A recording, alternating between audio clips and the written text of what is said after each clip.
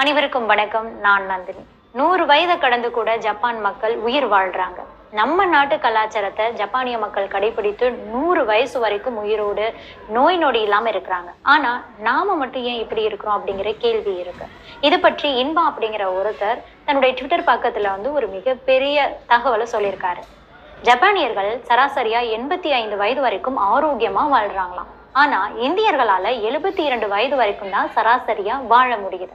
அதிலும் கடைசியா 4 ஆண்டுகளுக்கு மாத்திரை மருந்துகளை மட்டுமே உட்கொண்டு வாழ வேண்டிய ஒரு சூழல். ஜப்பான்ல 100 வயது தொட்டவங்களும் வாழ்ந்துகிட்டு இருக்காங்க. அதிலும் சூப்பர் செஞ்சுரி அப்படின்னு சொல்லக்கூடிய 110 வயசு வரைக்கும் இன்னுமே ஆரோக்கியமா தான் வாழ்ந்துகிட்டு இருக்காங்களாம். ஜப்பானிய மக்கள் எந்த ரகசியத்தை பின்பற்றி 100 ஆண்டுகளையும் தாண்டி ஆரோக்கியமா வாழ்றாங்க அப்படிங்கிறத நாமளும் தெரிஞ்சுக்கலாம்.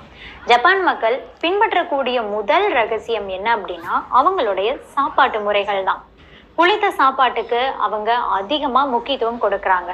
உதாரணத்துக்கு பழைய சோறு, கேப்பங்கூழ், கம்மங்கூழ் இதையெல்லாம் பார்த்தீங்கன்னா அவங்க உட்கொள்றாங்க. இதனை தொடர்ந்து அவங்க வேக வைத்ததை அதிகமா விரும்பி சாப்பிட்றாங்களாம்.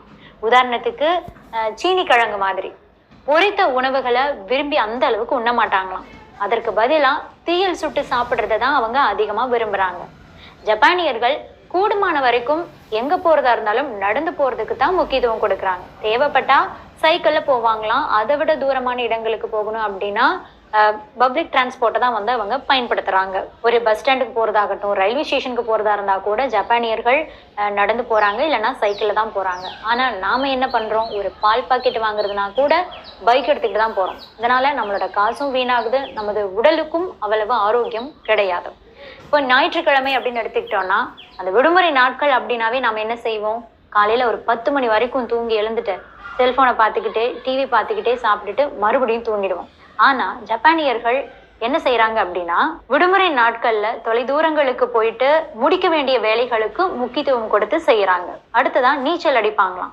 இப்படி உடல் ஆரோக்கியத்துக்காகவே விரும்பி விரும்பி ஒவ்வொரு செயலும் செய்யறாங்க. அடுத்ததா ஜப்பானியர்களுக்கு ஓய்வு அப்படிங்கிறதே கிடையாது. 60 வயசுல ஓய்வு பெற்றாலும் கூட வீட்டுல சும்மா இருக்க மாட்டாங்க. பக்கத்து வீட்டு பிள்ளைகளை பள்ளிக்கு கொண்டுட்டு போய் விடுறது, அந்த ஏரியாவை சுத்தமா வச்சுக்கிறது அப்படின்னு இந்த மாதிரி பல செயல்களிலும் அவங்க ஈடுபடுறாங்க.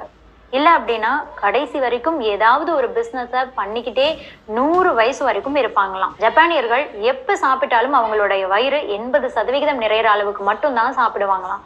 மீதி 20% கேப் தான் இருக்குமா.